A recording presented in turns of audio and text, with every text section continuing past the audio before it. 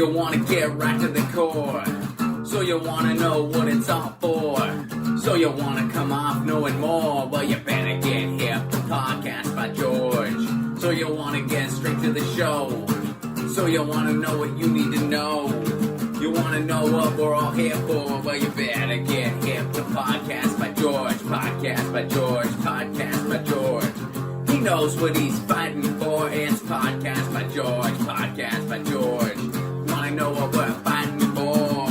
Hello, hi, how are you? Welcome to another podcast by George. Well, man, it's getting close. That November election is coming up upon us. The political news as I'm doing this recording, what I've seen recently, the Democratic Party platform is being built. And my God, what a disappointment to Bernie Sanders fans because of the Biden supporters that are taking over the platform. And we're going to talk about that a little bit. And we're going to talk about what's to be done, if anything, at this juncture. Because like I said, we're just a few short months away from that November 8th election. And joining us on the Podcast by George live line is Preston Scott Smith. And Preston is the chairperson of the March to Replace Biden. Yeah, they're going to have a march to replace Biden. And exactly what that's all about, we're going to find out. That march is coming up on August 8th.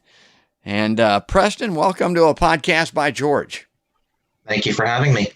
So tell us about this march to replace Biden. A lot of people, and I got to admit, myself included, I've been looking at this political scene with the Democrats and saying it's fait accompli. Biden's the guy, like him or not, pass or fail. He's going to go up against Trump. We're going to have a general election, and we're going to see what happens. But I take it you don't feel exactly that way. No, I mean, our group never tells anybody who to vote for. This is just our last effort to try to restore a little faith in our democracy. We just feel that this primary was just an absolute sham. From Iowa caucus through Super Tuesday, it was all rigged to put down progressive voices, especially people like Bernie Sanders. And we're from the coalescing of all the more moderate candidates around Biden right before Super Tuesday. They're dropping out. Just to the way that, things were handled, Pete Buttigieg, declaring victory before the votes were even counted on the night of the Iowa caucus. We're just not, we're not going to stand for the DNC's, blatant corruption. They're no longer for, the Democratic Party is no longer a party for the people. And we're going to do whatever we can, whether it be getting in the streets or sending letters, phone calls, emails to them saying, we're not going to deal with your games anymore. And our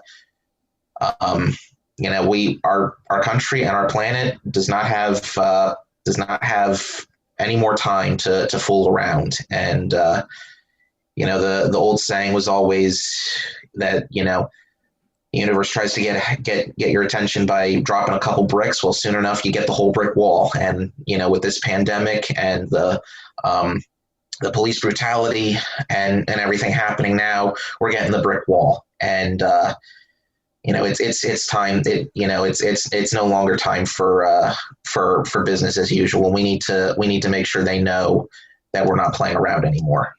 Well, here's what I like about it. I like the show of force. I mean, I don't mean force in a violent way. I just mean the humanity that you want to get into the streets because Bernie's not going to do it. The way that I put it to people is, and I'm madder than hell than Bernie, and I was a Bernie supporter. My wife was a winning precinct chairperson for Bernie in 2016. So, but I'm really sour on Bernie because what I say is he spit the bit and then he stepped in shit. I mean, that's the way that I put it to people because he's supporting and he's endorsing his friend in the Senate, Joe Biden, and he's going to do that. And again, the reason that I like what you're doing is I'm telling everybody, instead of signing on with Biden now, like Bernie has, instead of going around saying any blue will do, or, whatever that saying is, blue no matter who, or any functioning adult. I've heard a lot of that out there. Don't do that now. Do what Preston is doing, because if you pledge your allegiance to Joe Biden now, guess what's going to happen, folks? And it's already happening. There was a news story this past week. The big money is coming in, and it's coming in on Joe Biden's behalf. Those are the donors. Those are the people that will give him the ability to beat Trump money-wise between now and November. It won't be me and Preston. It'll be these big donors. They'll be calling in those IOUs right after November 8th, or when Joe takes office, if he does, in January. That's the way it's always been. They get us to come on board now. They get us to pledge our allegiance instead of objecting, instead of trying to use some leverage, instead of going into the streets like Preston and his folks are going to do, and then they move right. Further right progressively until we get to the election, and eventually you can't even recognize or remember where we were at to start with. Well, the thing I want to make here clear now, it sounds like, you know kind of what you're up against here. Is this march going to be simply for ceremonial purposes, or are you hoping that something will actually come from this? We definitely hope that something can come from it. If at the very least, we would love for the DNC to make some sort of effort to adopt progressive policies that the majority of the country wants, such as Medicare for all, a universal basic income, at least until issues with the pandemic are resolved. Adopt a Green New Deal. Fix our country. Bernie proposed just a couple weeks ago his plan to cut the defense budget by just 10%, yes, which is what, 70 million, drop in the bucket, but it's a start at least, and it was rejected. Resoundingly. Yeah. I have a podcast that I just put up about that. I mean, I was shocked and appalled. I took our Democratic legislators here in Iowa to task over that. They're joining hands with Republicans to deny that Sender's amendment, also coming out of the House, along with the other progressive proposal, which was to back out of Afghanistan, to start to shut that down. Overwhelmingly, they vote to stay in Afghanistan, and overwhelmingly, they reject that cut on defense spending that you talked about. Now, also this platform committee, now, and I got to preface this a little bit. I tell people that party platforms and platform committees and all this stuff, it's like going to a hockey game with a wiffle ball bat. I mean, what comes of those platform planks that are adopted and fought over and are generating news right now? I can't tell you. But one thing has already happened. Again, the centrist Democrats have voted down Medicare for all in the party platform. It ain't happening. Legalizing marijuana. It ain't happening. The party platform is being planked as we speak.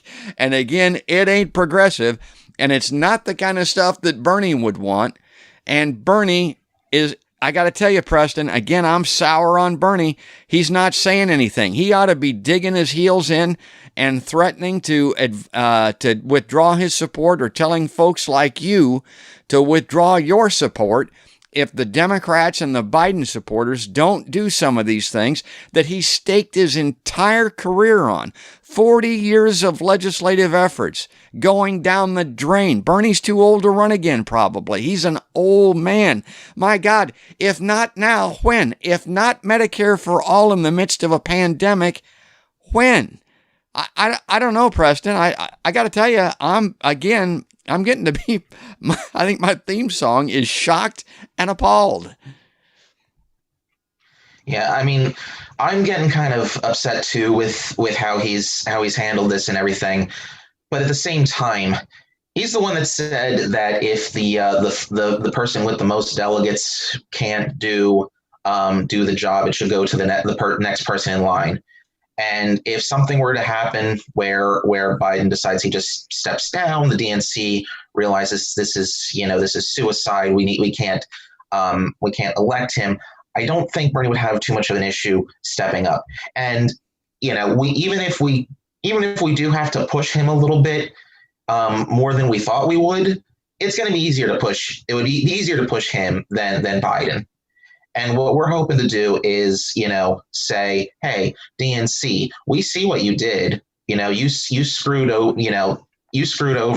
the people this, in 2016 and 2020. But in 2020, more people are paying attention. Like, I wasn't into politics until after the 2016 election. But, now that I'm paying more attention. More people are paying attention to what's going on. And we're going to go out. We're going to make noise. We're going to say, we're tired of your games. Either adopt these policies and make sure that it's, show us you're going to do it, or give us the candidate that the majority of the people agree with. Even if you're a little, upset with things, he's going to, like I said, he'd be easier to move than Biden. So either you give us what we want now and we'll be in the streets just a few times, or if we get Biden, you're going to see us constantly. So how much of a headache do you really want?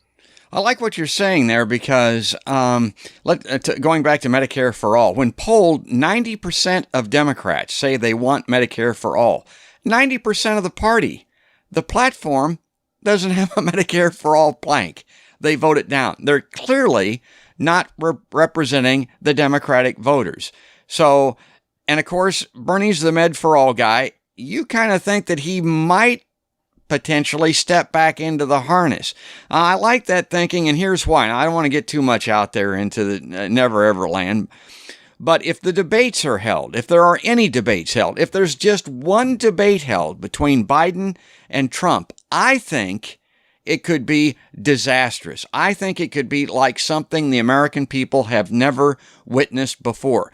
Joe Biden was able to skate through those Democratic debates because of the way they were constructed. It was, Dancing with the Stars stuff. It was short attention span theater.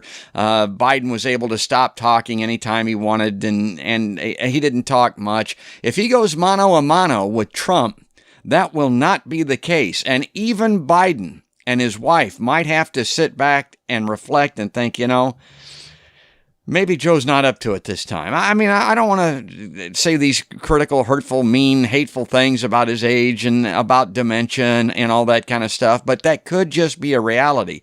Then you need someone to step in the breach. But again, here comes the devil on my shoulder coming back in here, Preston. Biden, even though Bernie endorsed him, Biden would never endorse Bernie. He would never endorse his policies. The centrist Democrats would never stand for Bernie coming back in as the candidate.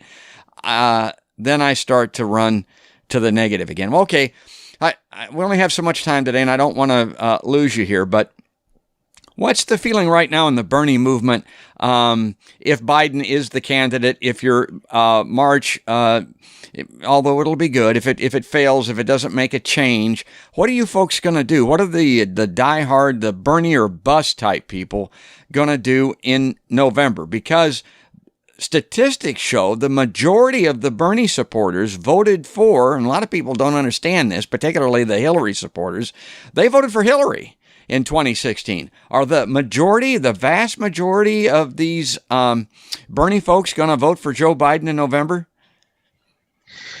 It's hard to say. I don't know.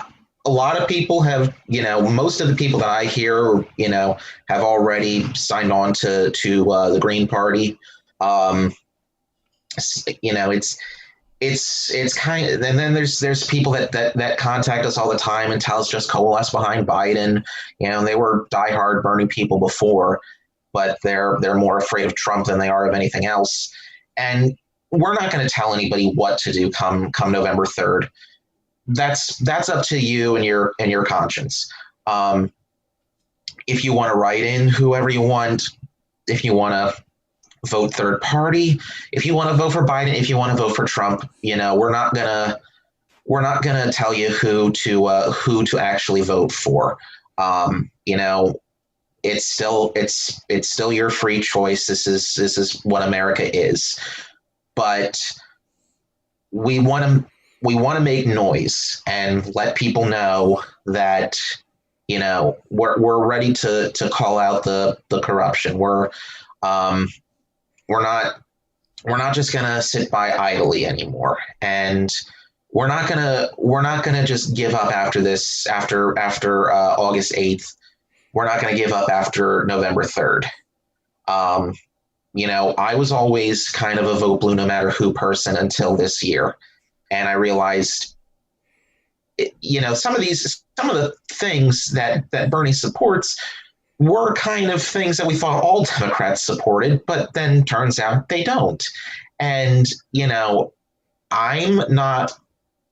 I can't just abandon my principles just for the sake of the party. So for me personally, if things don't pan out, if they decide to just, keep Biden, I'm ready to say, you know what? Yeah, I'm going to vote down ballot, Democrat progressives, but I can't I can't in good conscience say I'm voting for Biden. Well, I get you. I get asked the same question. George, where are you at? What's podcast? Who are you gonna vote for? Here's the way that I put it to people again. My overarching issue on everything. I tell everybody that the great American war machine could kill us all in 20 minutes. And again, we just voted to fund them and wouldn't get out of Afghanistan and all of the saber rattling. We could all be dead in 20 minutes.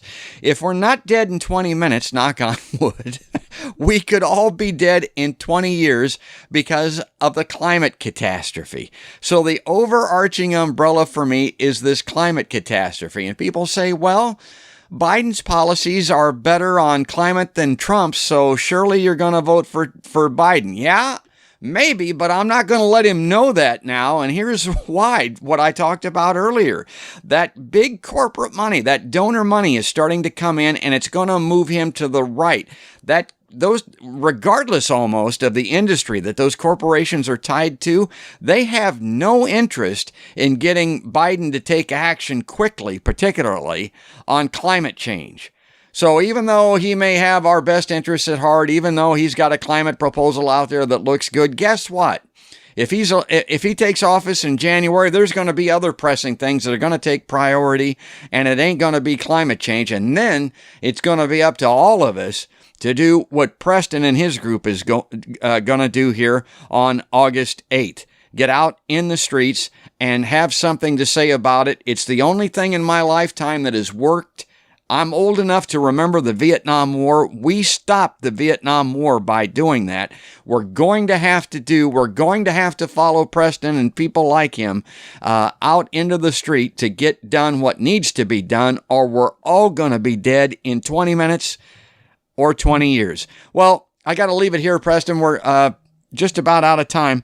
My other question for you is, okay, this is a March. We're in the midst of a pandemic. You want to make some noise, and I get that, and I'm all about making noise. I'm a noisy guy, as you can tell. So how many people have you got that are going to be participating? And for people at home that don't want to go into the street in the midst of a pandemic, and by God, I get that. I can't either because of my wife's health. I can't get out in those crowds and in those groups. What can those folks do to help make some noise on August 8th?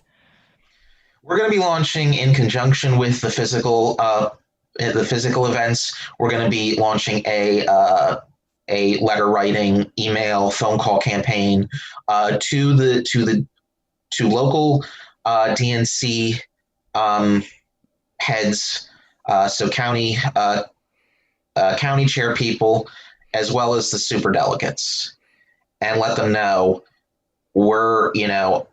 we're done with this. We're done with the nonsense. We're not, we're in the midst of unprecedented catastrophe.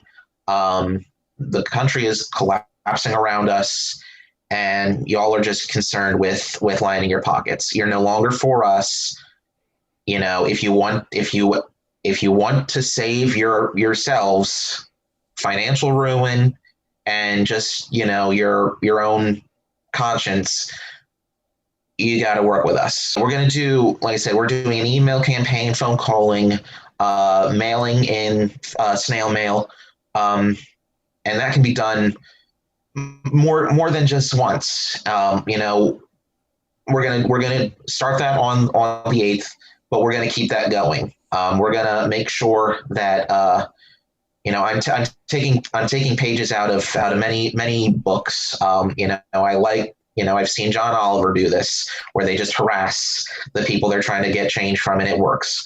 So we're gonna send emails, we're gonna send phone calls, we're gonna send snail mail, smoke signals, carrier pigeons, whatever we need to do to make sure that they know that, you know, it's this is the year of the American people. This is the year of the proletariat. We're going to rise up and demand our country back. I was only like, you know, 17, 18 when Occupy Wall Street happened, but that's really what got me really inspired. I was still young and naive, but I thought, you know what? I've been paying enough attention now at this point that I know what's going on here, and I fully support this. I wish I could have been a part of that myself, but it's time to occupy. It's time to occupy the DNC. It's time to occupy America. It's time to occupy the establishment and let them know we're done. And like I said, even if we're unsuccessful this time around and we do get Biden wins somehow, you know, either you listen to us now or you're going to see us a lot more. So decide how big of a headache you want. Good on you, pal. That's what it's all about. A little bit of a headache out there is a good thing. And that's the way it's going to get done, as I mentioned. It's always the people. It's not the politicians. The politicians have the power. They'll do it if they're forced, if they are compelled to do it. And Preston's got the right idea here. So I really like that. The only thing I would say in closing here, Preston, is when you send those emails out to those super delegates, make sure you send one to Bernie, because he's a super delegate, and my understanding is, and I saw a news story just today on this, that Bernie as a super delegate will support the Democratic platform. My God, what ultimate irony that is, because again, it includes almost none of his proposals, particularly the big ones that are top of mind with the American people. Preston Scott Smith, thanks for coming on a podcast by George. Thank you for having me. If people want to get involved, they can go to our Facebook page, which is just facebook.com/Biden March, and find an event in your area. And we're adding more every day. So, you know, contact us and we'll get things set up for you. Give us the name of that Facebook page again. Facebook.com/Biden March. Great. And we'll get an event going for you. I'm all for it. That's great. Good on you, pal. Go get them. That's going to wrap it up, though. That's going to do it. And if you, again, folks, go to podcastbygeorge.com and just click on the badge for the platform that you would like to follow these podcasts. That's probably the easiest way to do it. I've discovered that because of my show title, which a lot of people like, Podcast by George, that it's kind of hard to find on YouTube and iTunes and places like that, because there are so many things that have the name podcast in them. And even George. I mean, you'll get a lot of false reports when you go searching for it. So just go to podcastbygeorge.com and then click on the little icon for YouTube or iTunes or Spotify or Facebook or wherever you want to follow the podcast, and you'll get each and every episode. And on YouTube, if you click the notification bell, of course, you get notified when I put up a new episode. That's going to do it. That's all there is, and there ain't no more for today. That's another podcast by George.